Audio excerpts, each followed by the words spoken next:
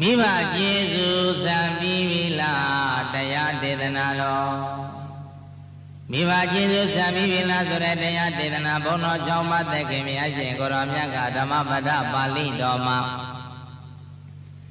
ဒလပါလောတိမဓမ္မတေသနသတ္တမဝတိယံဝိယရံတော်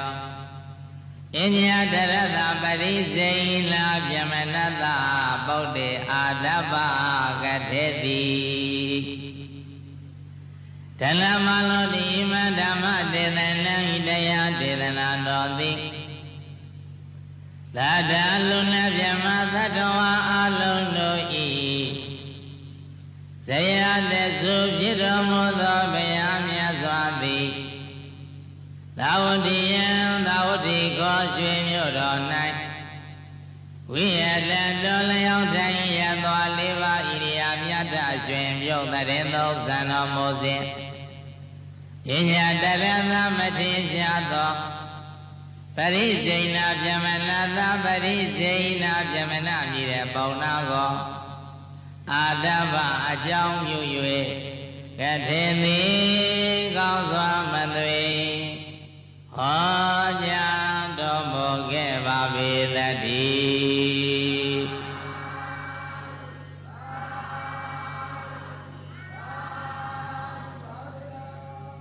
ဓနမလောတိမဓမ္မတေသနာဤတရားဒေသနာတော်ကိုလူနာမြမတတ္တဝါအလုံးတို့ဤအကြီးမားဆုံးသောဆရာအမြင့်မားဆုံးသောဆရာနဲ့စုဖြစ်တော်မူသည့်ဘုရားမြတ်စွာသာဝတိစေတော်ရွှေကျောင်းတော်မှာတရင်သုံးဆန်းတော်မူနေတဲ့အချိန်မထေရတဲ့ပတိစိဏပြမနာဆိုတဲ့မဟာသာလပုံနာကိုအကြောင်းပြုပြီးတော့ဒီနေရာဒေသနာတော်ကိုဘုရားရှင်ကိုရောမြတ်ဟောကြားတော်မူနေဘုရားမြတ်စွာသာဝတိစေတော်ကျောင်းတိုင်းမှာတရင်သုံးပြီးတော့နေတဲ့အချိန်မှာဒီနေ့သောချိန်နဲ့ဟောင်းလွန်စုပ်ပြပြီးတော့အဝတ်တွေမဲသေးပြီးတော့စုပ်စုပ်ပြပြနဲ့တောက်စားနေရတဲ့ပုံနာအိုနေရဘုရားရှင်ဓမ္မောရောက်ပြီးတော့လာတယ်။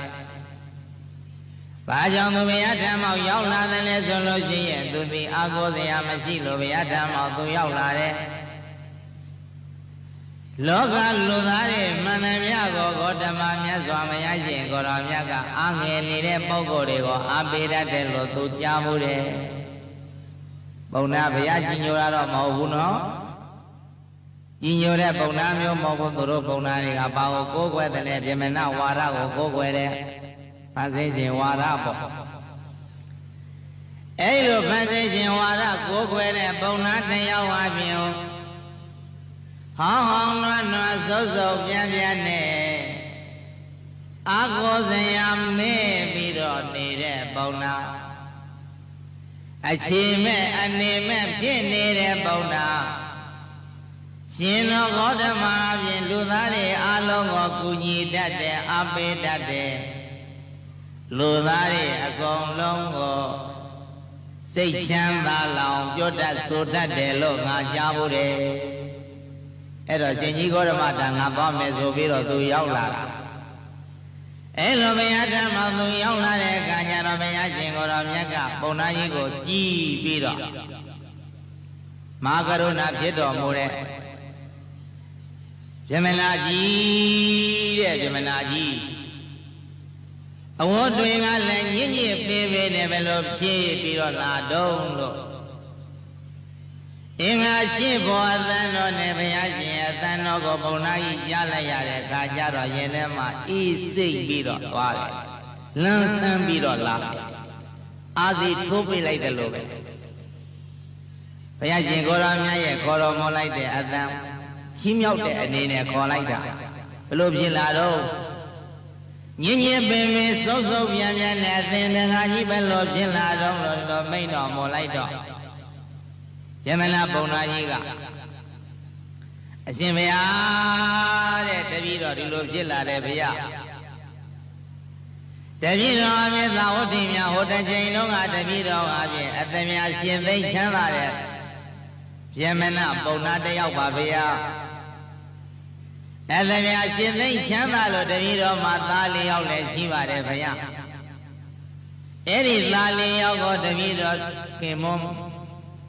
မကွယ်လွန်ခင်မှာပဲ